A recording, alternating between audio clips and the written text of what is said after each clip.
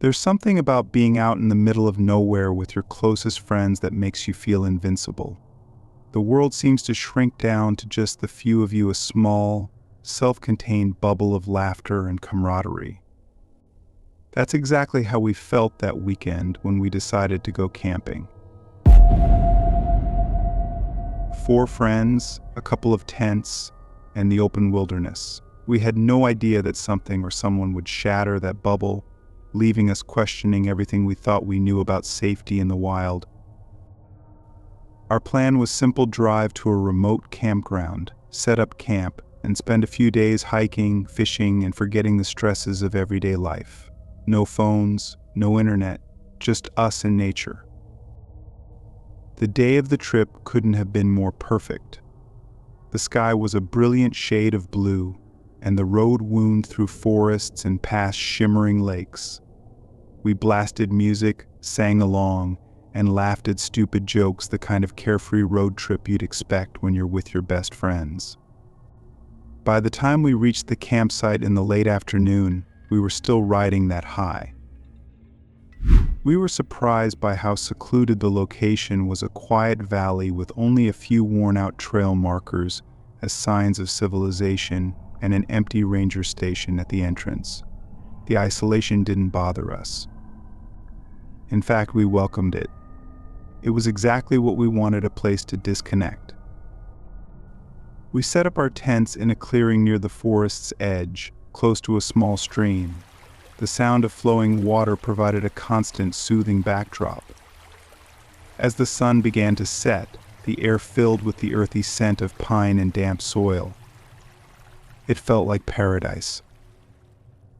Ethan, our resident camping enthusiast, quickly built a fire pit. We roasted hot dogs, swapped stories, and let the peace of the wilderness wash over us.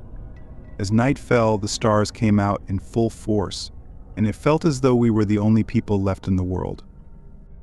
But the tranquility didn't last long. Around 9 p.m., we were deep into a conversation when Ethan suddenly stopped talking.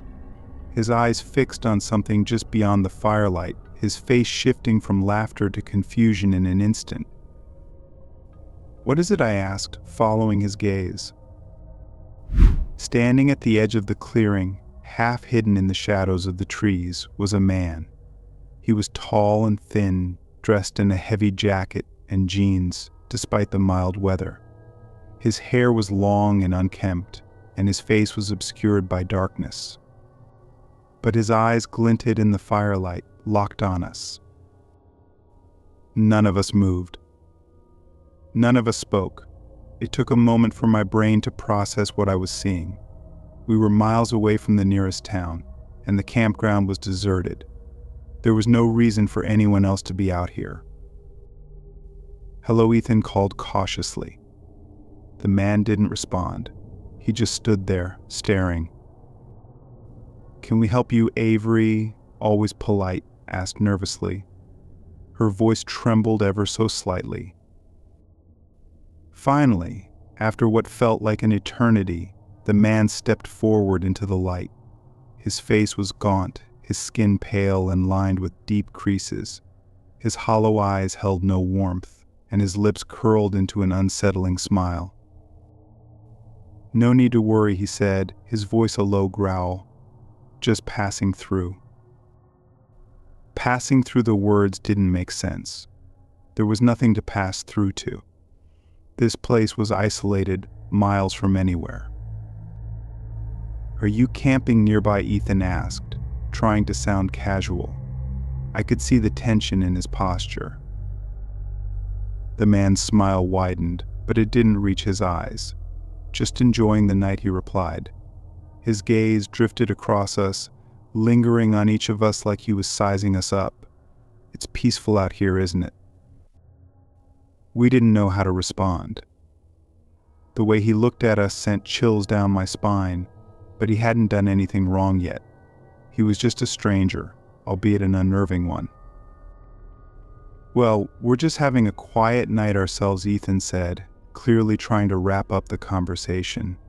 "We'll let you get back to your walk." The man nodded, that eerie smile still plastered on his face. "Of course. You folks have a good night." And just like that, he turned and disappeared into the woods. We sat in stunned silence, listening to the crackling fire. No one spoke until we were sure he was gone. "That was weird," Thomas finally said. "Weird?" "That was straight up creepy," Avery replied, her voice shaky. "Maybe he's just a local," Ethan suggested, though he didn't sound convinced. We tried to brush it off, to go back to our conversation, but the atmosphere had changed. Every sound, the rustle of leaves, the snap of a branch, made us jump. We decided to call it a night, retreating to our tents with uneasy glances at the dark woods. But I couldn't sleep. Every time I closed my eyes, I saw his face, that unsettling smile, and those lifeless eyes. Deep down, I knew this wouldn't be the last we'd see of him.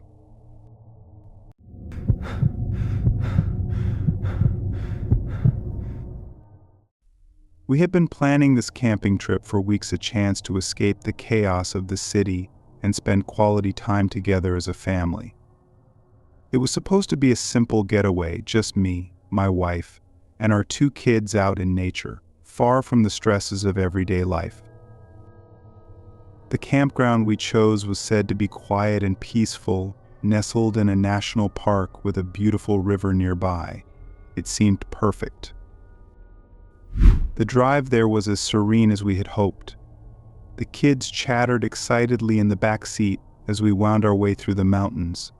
Towering trees lined the road, their leaves casting dappled shadows that danced in the sunlight. The air was crisp and cool, a refreshing change from the stifling heat of the city. We arrived in the late afternoon, just as the sun began to dip toward the horizon. The campground exceeded our expectations. It was spacious, with plenty of room for the kids to run around. Only a few other campers were scattered about, far enough away that it felt like we had the place to ourselves. We picked a spot near the wood's edge, close enough to the river to hear the soothing rush of water.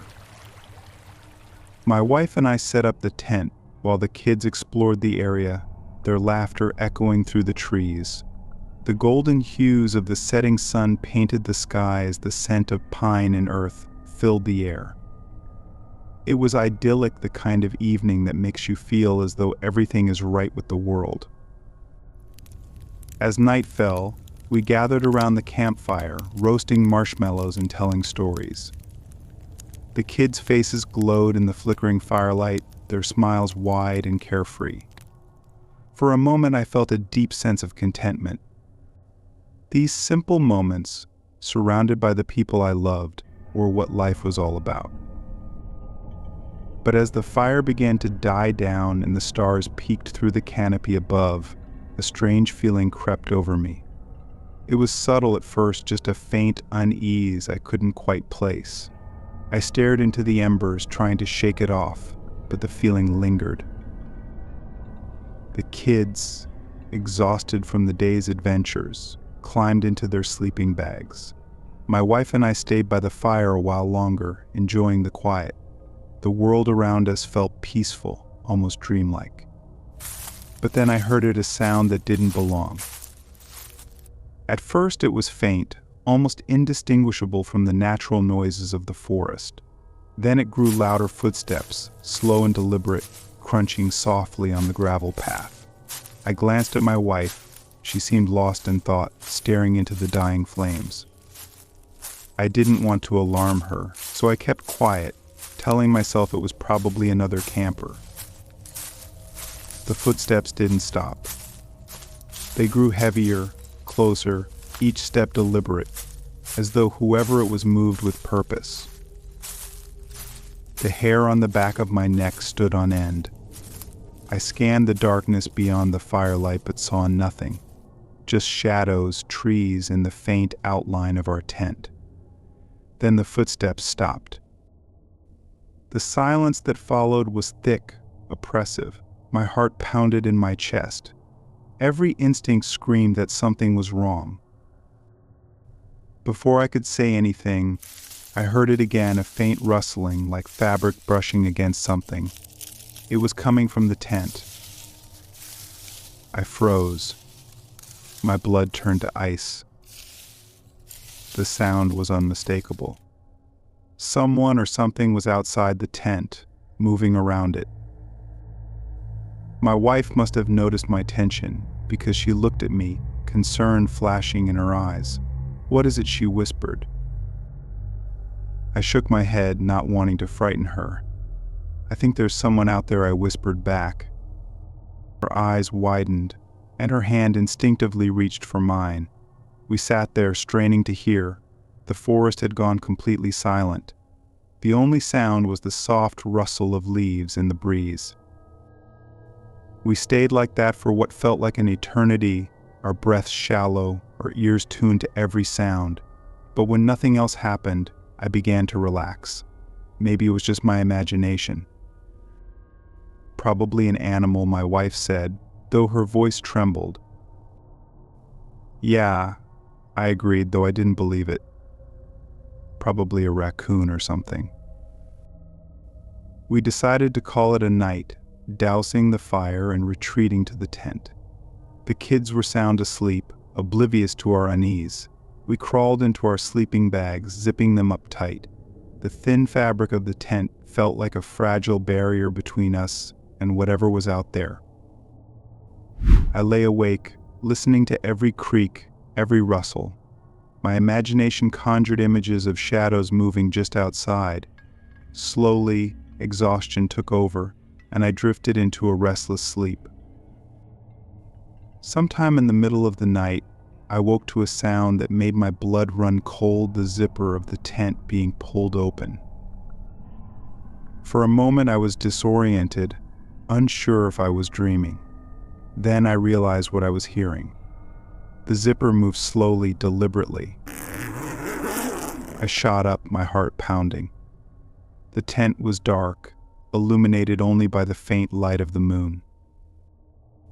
My wife was already awake. Her face, pale in the moonlight, was filled with terror. The zipper stopped halfway, leaving the tent partially open. I could feel the cool night air creeping in, but there was no movement, no sound from outside. I reached for the flashlight, my hands trembling. When I flicked it on, the beam illuminated the inside of the tent. I didn't dare point it toward the opening. What if someone is standing there? Finally, I took a deep breath and turned the light toward the flap. There was nothing, just darkness. I let out a shaky breath. Maybe it really was an animal. I moved to close the zipper, but then I heard it a whisper. "Let me in." The voice was low, raspy, and filled with menace. I froze. My wife gripped my arm, her nails digging into my skin. The whisper came again, closer this time, sending chills down my spine. Then the tent shook violently, as though someone had slammed into it. The kids woke up crying, fear etched on their faces. My wife tried to calm them, but her trembling voice betrayed her own terror. The tent shook again, harder this time. A guttural, heavy breathing echoed from just outside. I grabbed the camping knife and the flashlight. "Stay here," I whispered, though my voice wavered. My wife's pleading eyes begged me not to go, but I couldn't ignore the threat. Unzipping the tent fully, I stepped outside into the cold night. The flashlight's beam cut through the darkness, but there was nothing there, just silence. And then from the shadows the whisper came again. "Let me in."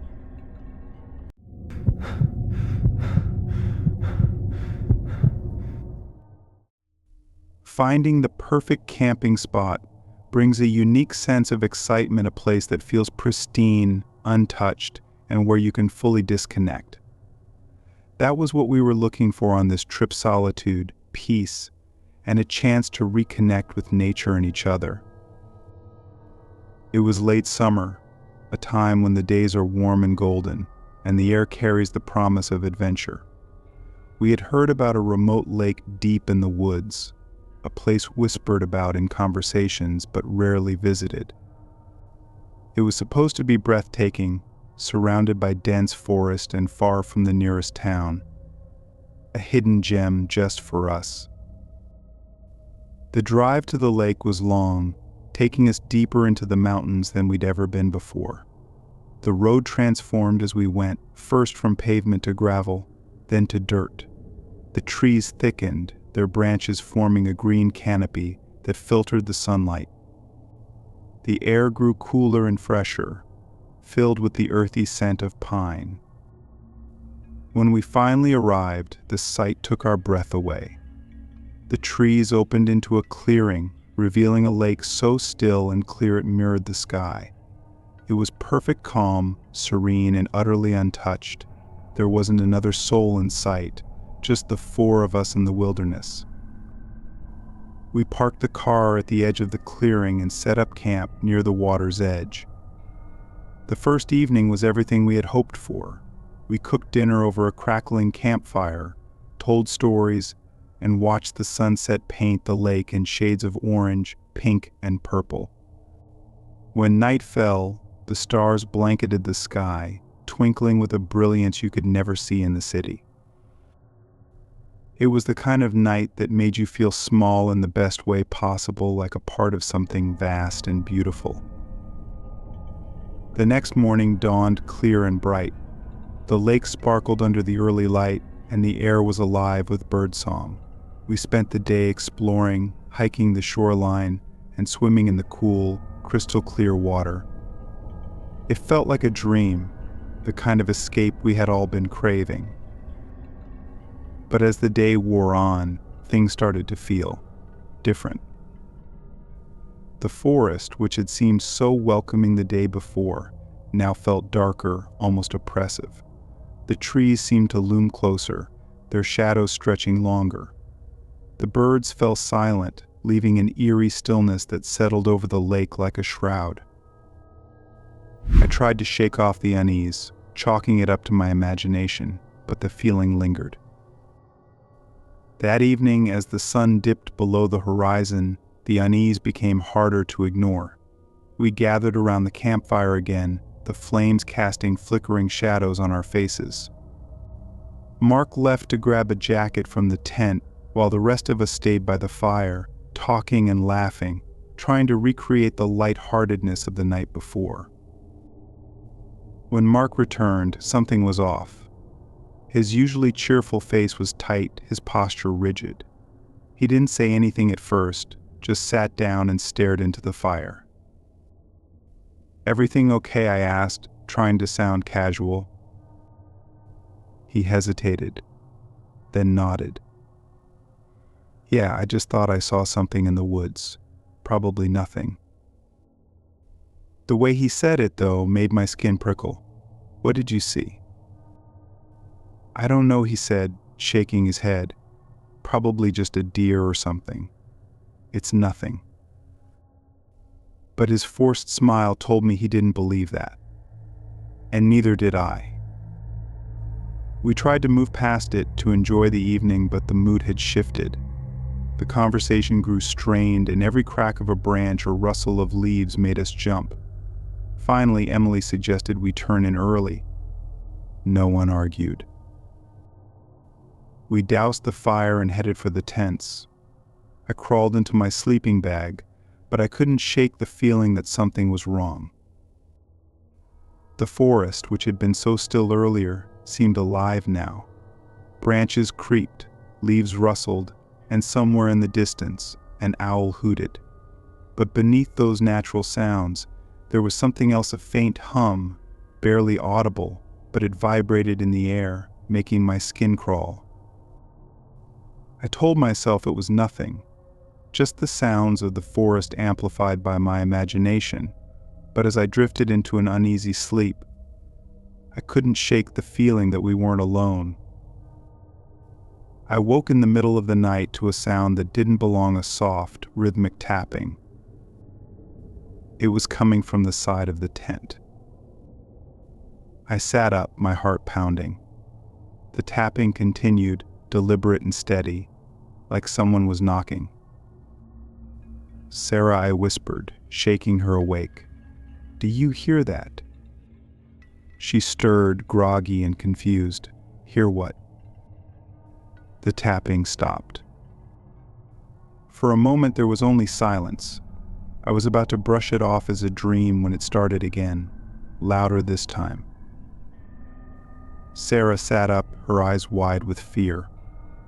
"What is that?" "I don't know," I replied, my voice trembling. "It's coming from outside." We sat frozen, listening to the deliberate sound. My mind raced through possibilities, none of them comforting. I grabbed the flashlight, my hands shaking, and flicked it on. The beam illuminated the tent's interior, but I hesitated to point it toward the source of the sound. "Should we look?" Sarah whispered. I hesitated, every instinct screaming at me to stay put, but curiosity won out. "Stay here," I said, my voice firmer than I felt. Before she could protest, I unzipped the tent just enough to poke my head out. The night was dark, but the moonlight provided just enough illumination to see. I pointed the flashlight toward the sound, my heart in my throat. There was nothing there. I stepped out, the cold air biting at my skin, and swept the light across the campsite. The fire pit, the chairs, and the other tent were all as we had left them. But as I moved closer to Mark and Emily's tent, I noticed something strange. The flap was open, the zipper undone, swaying slightly in the breeze. "Mark?" "Emily," I called out, my voice shaky. There was no answer. I shone the flashlight inside, my stomach twisting with dread. Their sleeping bags were there, the blankets still rumpled as if they had just gotten up, but they were gone. "Sarah, get out here," I called, louder this time. She scrambled out of the tent, her face pale with fear. "What is it?" "They're gone," I said, my voice hollow. "Mark and Emily, they're gone." We searched the campsite, calling their names, our voices echoing through the trees. But there was no sign of them, no footprints, no broken branches, no clue as to where they had gone. Panic set in. The realization that Mark and Emily had vanished was like a punch to the gut. We grabbed what we could, not bothering to pack properly, and started down the dirt road, leaving the lake and whatever had taken them behind.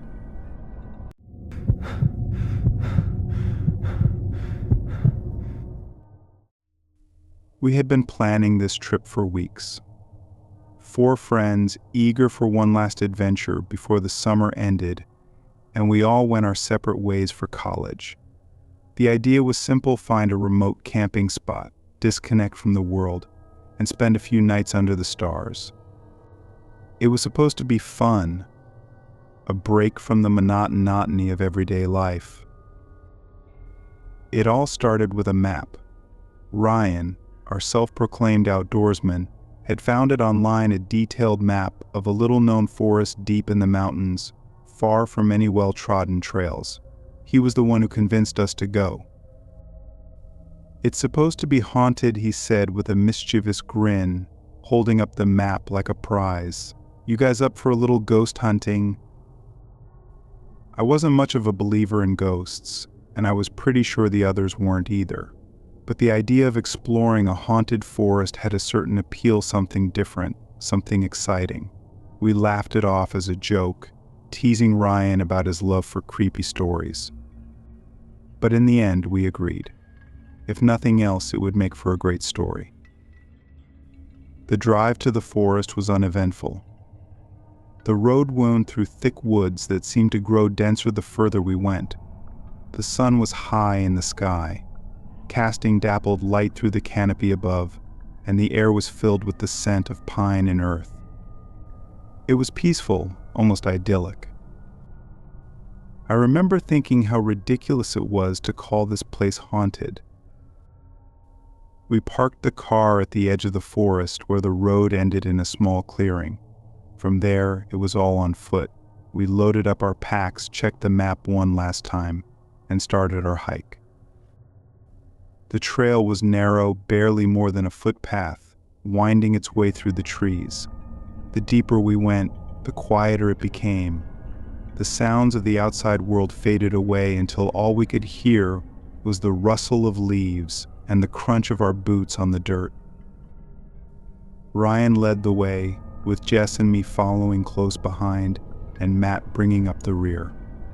We joked and laughed as we walked, the kind of banter that comes naturally among friends who've known each other forever.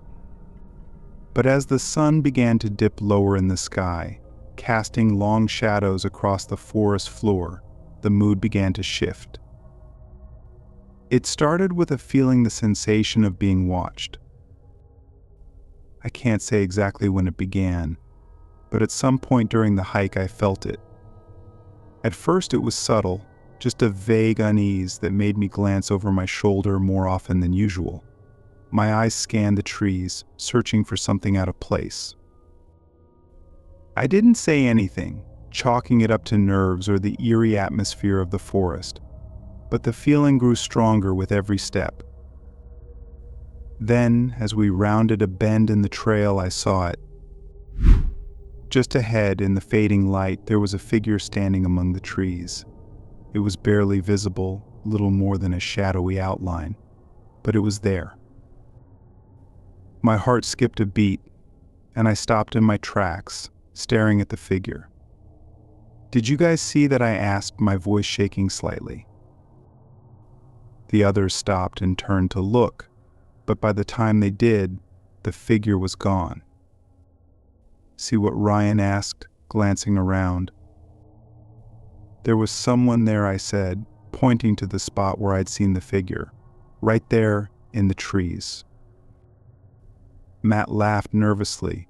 "You're just seeing things. It's getting dark, and your mind's playing tricks on you." I wanted to believe him, but I knew what I'd seen.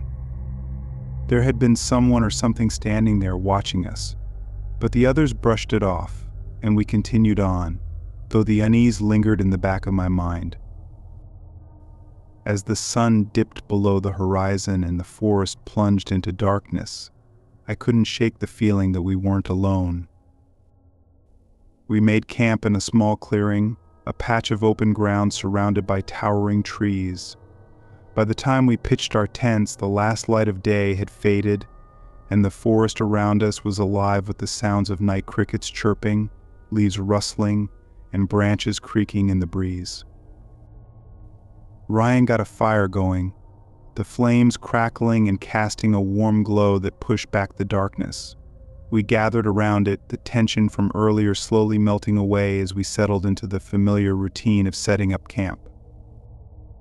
Jess and Matt unpacked the food, and soon we were roasting marshmallows and telling stories, the way we always did on these trips. But even as we laughed and talked, I couldn't shake the feeling that something was wrong. The forest felt too quiet. The darkness pressed in from all sides, and every now and then I thought I saw movement just beyond the firelight, a flicker of shadow, a brief glimpse of something in the trees. It wasn't until later, when we were sitting around the fire, that the first real sign of trouble appeared. Ryan was in the middle of a ghost story, something about a haunted cabin in the woods, when we heard it a whisper. It was faint, barely audible, but unmistakable. We all stopped talking at the same time, our heads turning in unison toward the sound. It seemed to come from the darkness beyond the fire, a soft, breathy voice that sent a shiver down my spine. "Did you hear that?" Jess asked, her voice barely above a whisper. We nodded, our eyes scanning the darkness. but we couldn't see anything. "It's probably just the wind," Ryan said, though he didn't sound convinced. We tried to go back to our conversation, but the mood had shifted.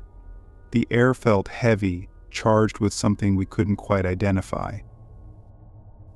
The fire crackled and popped, the only sound in the oppressive silence that had settled over the camp. Then we heard it again. The whisper was closer this time, like someone standing just beyond the circle of light, watching us. "Who's there?" Ryan called out, his voice wavering slightly. There was no answer, just the soft rustling of leaves and the whisper of the wind. But I could feel it now, the presence of something in the darkness, something watching us. Matt stood up, grabbing a flashlight from his pack. "I'm going to check it out," he said. But there was a tremor in his voice that told me he was just as scared as the rest of us. "Don't go too far," Jess said, her eyes wide with fear. Matt nodded and flicked on the flashlight. He moved toward the edge of the clearing, the firelight casting long shadows across his face. He reached the edge of the clearing and shone the light into the trees, the beam bouncing off the trunks and branches. And then, for just a second, the light caught something. A shadow with hollow eyes. It was there, staring back at us.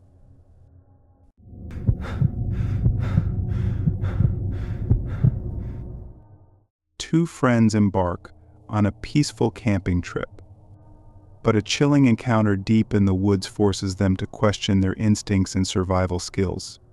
What would you do if someone or something was hunting you in the middle of nowhere? This gripping story will keep you on the edge of your seat until the very last word.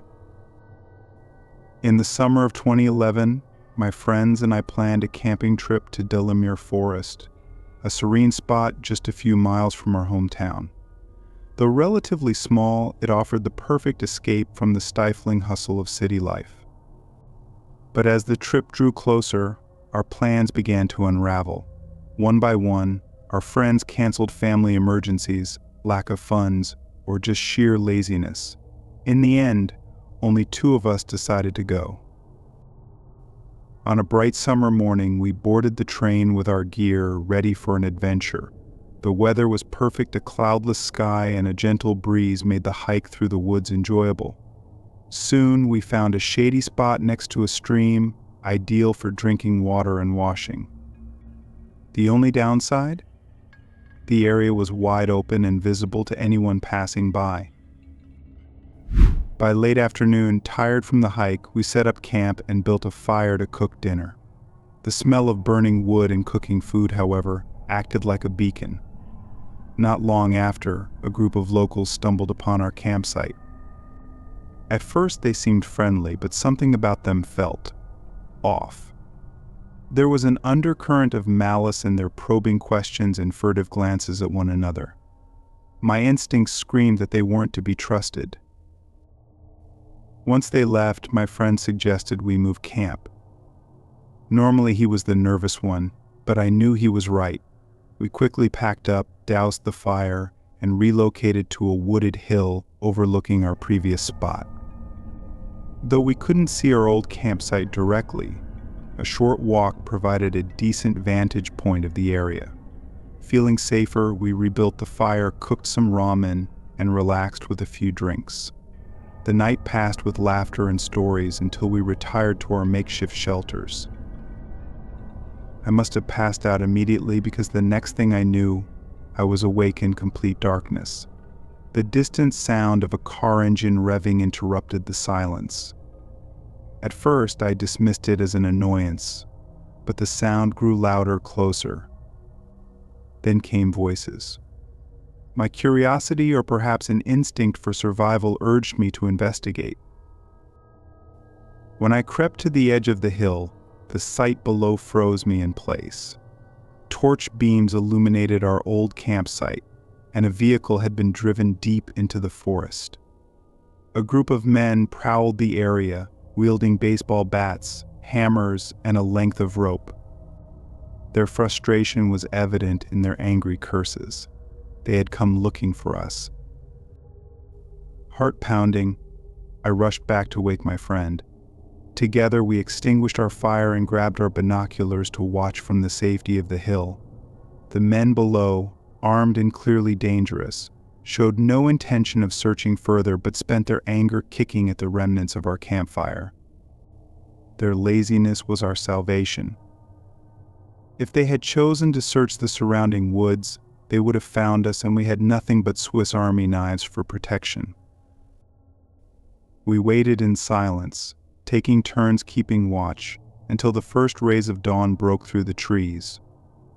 As soon as it was safe, we packed up and headed for the train station, cutting our trip short. The idea of staying even another night with those men around was unthinkable. The lesson we learned was simple yet profound. Not all strangers have good intentions. Always trust your instincts, and when traveling, whether near or far, exercise caution. The wilderness may be beautiful, but it's the people you meet there that can make it truly dangerous.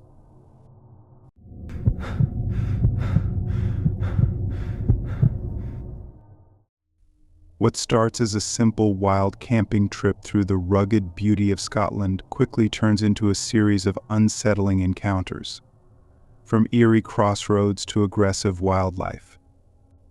Every moment pushes them closer to a dangerous truth. Will they survive the unexpected dangers of the wilderness? Watch until the end to find out. A few years back, two friends and I decided to take an overnight coach from Liverpool to Dumfries for a week-long wild camping trip in Scotland.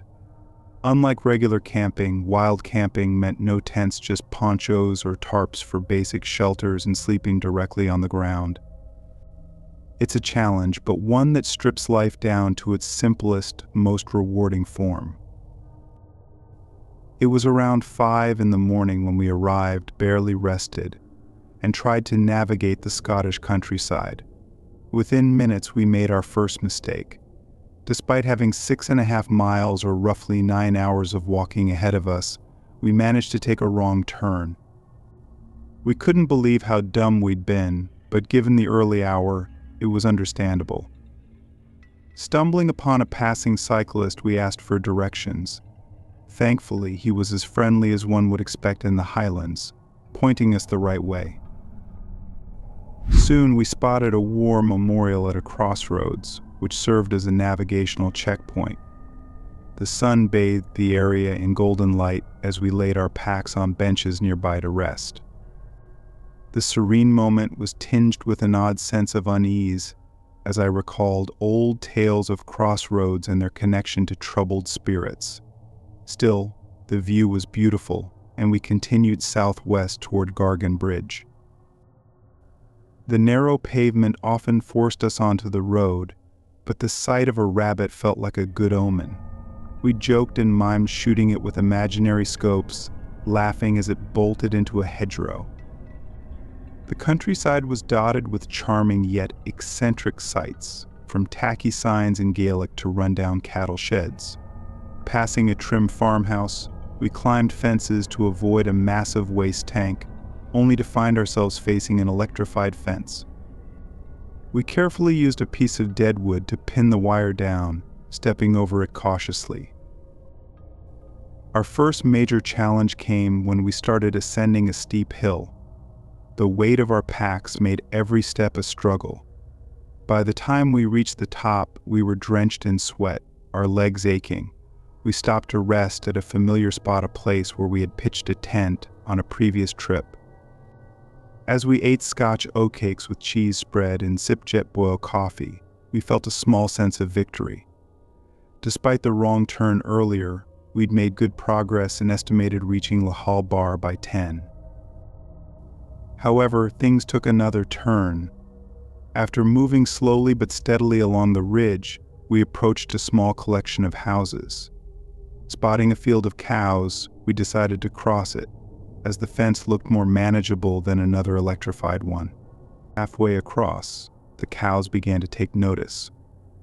At first they just stared, but their numbers and intensity felt unnerving. As they started walking toward us, spreading out like a battle formation, unease turned to panic. "They're just curious," one of us reassured. But then the cows broke into a trot, and soon a cumbersome gallop. "Bail, dude, bail," Corky yelled, and we tried to hobble away under the weight of our packs. Suddenly Martin shouted, "Don't run!" Instinctively, we froze, turned, and raised our arms to appear larger. The charging cows slowed and stopped, though they still surrounded us, jostling for a view. A farmer's voice called out from across the field, instructing us to follow the fence to the gate. Slowly and cautiously we made our way to safety, arms still outstretched. By the time we climbed over the gate, our nerves were shot. The farmer assured us the cows were merely curious, though their behavior had certainly been aggressive. Reflecting on that day, I've told this story to many, often evoking laughter. City kids scared of cows, yes, it's funny on the surface. But the truth is, cows kill more people annually than sharks, usually when hikers like us take shortcuts through their fields. In hindsight, we were lucky that day. The UK Health and Safety Executive has since issued advice to farmers to avoid placing calves and their mothers in fields accessible to the public. So if you're ever tempted to take a shortcut, remember our story. Sometimes the countryside isn't as tranquil as it seems.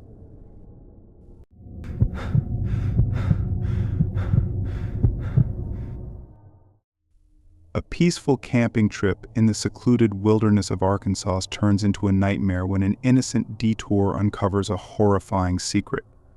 What would you do if you stumbled upon something you were never meant to see? Stay until the end to unravel this chilling tale. The Ouachita National Forest is one of the oldest in the southern United States, spanning nearly 2 million acres of untouched wilderness. Its vast expanse is a dream for hunters and adventurers alike. In fact, the name Ouachita is derived from the Choctaw words Oe for hunting and Chouteau for big, meaning big hunt during hunting season. The forest is alive with high-vis jackets and bright orange caps. But during high summer, when hunting is strictly forbidden, the forest transforms into a quiet haven, a window of tranquility, my friends, and I couldn't resist. We were far from hunters ourselves. Being East Coasters, our idea of outdoor adventure didn't include gutting freshly killed animals. Still, we were eager to embrace the serenity of the forest. After driving for 3 days from Haverhill, Massachusetts, we finally reached our destination.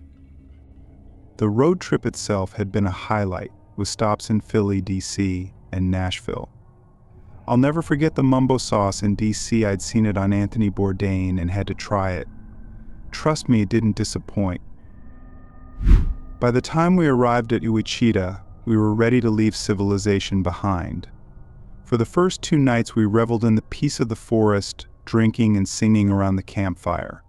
However, our enthusiasm led to a slight oversight. We ran out of beer and tobacco. Late in the afternoon, we realized we'd have to trek to the nearest liquor store, a place called Outlaw Liquor, located near Crystal Springs. The walk was grueling, about 3 hours each way, but worth every step. The store was a mix of liquor shop and hunting lodge, with taxidermy black bears, deer, and foxes decorating the walls. Jeff, the owner, welcomed us warmly, offering samples of locally made wines and spirits. We walked in intending to grab a 6-pack or 2, but left with our backpacks stuffed with beer, jerky, and even a bottle of locally brewed stout called barrel-aged Abraxas, boasting a staggering 11% alcohol content. As the sun dipped below the horizon, we trudged back toward camp, our spirits high despite aching feet. We snacked on Jeff's homemade jerky, hoping it would soak up some of the alcohol. The forest around us was alive with sounds. Crickets chirped, and bats flitted overhead, their soft chirps blending with the rustling leaves. At one point, nature called, and I veered off the trail to relieve myself. My friends waited, beers in hand, chatting idly. As I finished, I heard something hushed voices and the crunch of footsteps on fallen leaves. My initial thought, fogged by alcohol, was that it might be other campers. Maybe we could share drinks and stories, make a few friends. But as I stepped into a small clearing, I realized how wrong I was. The scene before me was like something out of a nightmare. 3 or 4 men, dressed in ragged clothes, stood in the clearing. Each held a weapon, machetes, bowie knives, and even a spiked club that looked ancient. In the center of the group lay a young woman, hog-tied and bruised, writhing helplessly on the ground. Her muffled cries through a cloth gag were unlike anything I'd ever heard, raw, desperate, haunting. For a moment I stood frozen, locked in a horrifying tableau. Then one of the men noticed me. His face twisted into a wicked smile as he raised a finger to his lips, silently commanding me to stay quiet. My instincts took over. I turned and walked away, forcing myself not to run, not to panic. My only thought was to get back to my friends. When I reached them, my face must have said it all. Without a word, they started running, following my lead as we fled through the forest. We didn't stop until one of us collapsed, vomiting from exhaustion and fear. I finally explained what I'd seen, sparking a heated argument. One friend wanted to call the cops immediately, while the other insisted we leave the forest before doing anything. If we got pulled over while driving drunk, the consequences would be severe. We decided to call the cops first, then leave for a motel. My friend made the call, detailing what I had witnessed as best he could, but we never heard back. To this day, I don't know what happened to that girl. Did she survive? Was she rescued? Or did she become another tragic story lost in the depths of Ouachita? Even now, the image of her tied and pleading haunts me. Sometimes I pray that she made it out alive, but deep down, I fear the worst. A piece of her, if not her life, will forever remain in that clearing, a cruel testament to the dark, untamed side of the wilderness.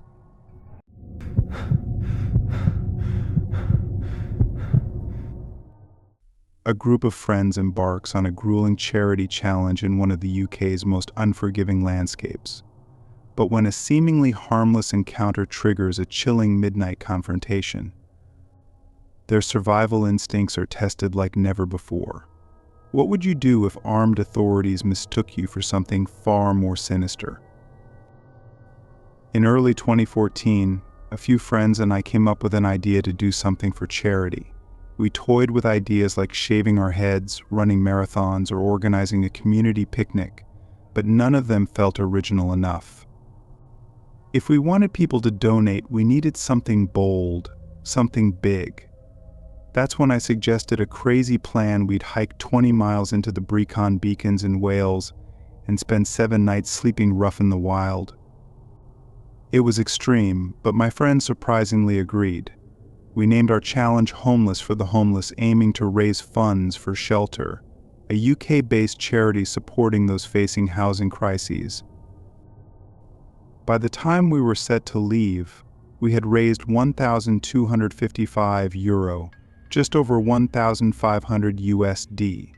Pride swelled in our chests, but as the departure date loomed, so did anxiety. The Brecon Beacons are known for their rugged terrain and unpredictable weather. They're also used as a training ground for the British SAS, the UK's version of Delta Force. We planned the trip for early April, which guaranteed heavy rain and strong winds, adding to the challenge. To prepare, we invested in military surplus gear, affordable, reliable, and as it turned out, surprisingly intimidating. On the day of departure, we looked like we were headed to war. Camouflaged from head to toe and burdened with massive rucksacks stuffed with canned food and water, we set off. The first few miles were tough, but as the terrain became more challenging, the pain in our shoulders, knees, and feet was relentless. By mile 17, 2 of my friends were ready to call it quits. Despite my protests, they insisted on calling a taxi for the last 3 miles of the hike. When we finally reached our destination, a freshwater lake surrounded by stunning scenery, I discovered why one of my friends had been struggling so much. He had packed an air rifle, a .22 pellet gun, that must have accounted for half the weight he was carrying. Initially, I was annoyed, but the promise of some fun target practice softened my frustration. Plus, if we managed to hunt a rabbit or a wood pigeon, we might enjoy some fresh meat during our week-long stay. Exhausted from the hike, we spent our first night relaxing around the fire by the lake. The next morning, we decided to try a dawn hunt, hoping the wildlife would be active. However, we didn't get a single decent shot. What we did encounter, though, was far more surprising. As we broke through a tree line, we came face to face with an early morning dog walker. The odds of meeting someone in such a remote area seemed slim, yet there he was, bleary-eyed and startled. His gaze lingered on us longer than was comfortable, particularly on the air rifle slung over my friend's shoulder. We exchanged awkward waves before moving on, not thinking much of it at the time. The rest of the day passed uneventfully. We gathered firewood, cooked basic meals, and swapped ghost stories around the fire. But in the dead of night, everything changed. I woke suddenly to a sound that made my heart race, voices and the crunch of footsteps just outside our shelter. Then came the command armed police. "Come out with your hands raised." My pulse thundered as I pushed my trembling hands into the cold night air. One by one, we crawled out of the shelter to face blinding torch beams. Only then did I notice the beams weren't handheld, they were mounted on the weapons of the officers. The realization hit me like a punch to the gut, and I was amazed I didn't faint from sheer terror. On the ground. Now the officer barked. We dropped to the forest floor, hands on the backs of our heads, as they searched our shelter. It didn't take long for them to find the air rifle. "Got it," boss one of them called out. "What is this?" the lead officer demanded. "Pathfinders or something?" It took us a moment to muster the courage to respond. "No," I stammered. "Military at all?" "No, sir," we chorused. The tension visibly eased as the officers realized we were just civilians on a charity trip. Apparently, the dog walker we'd encountered had mistaken us for British soldiers on maneuvers and reported us. It was standard procedure for the police to investigate, especially in a military training area like the Brecon Beacons. However, they'd assumed the air rifle was a real firearm, prompting a full-armed response. After a quick huddle, the officers confiscated the air rifle but let us off with a stern warning. "Don't do it again," boys, one of them said gruffly. To our relief, they didn't charge us with armed trespass, a serious offense in the UK. It seemed they were impressed by our charity efforts, or perhaps just amused by our naivety. The incident left us shaken, but we carried on with the trip, albeit without the air rifle. Looking back, I can't believe how lucky we were. One wrong move, one moment of panic, and things could have ended very differently. It's a memory that still gives me chills, a stark reminder of how easily an innocent situation can escalate into something far more dangerous.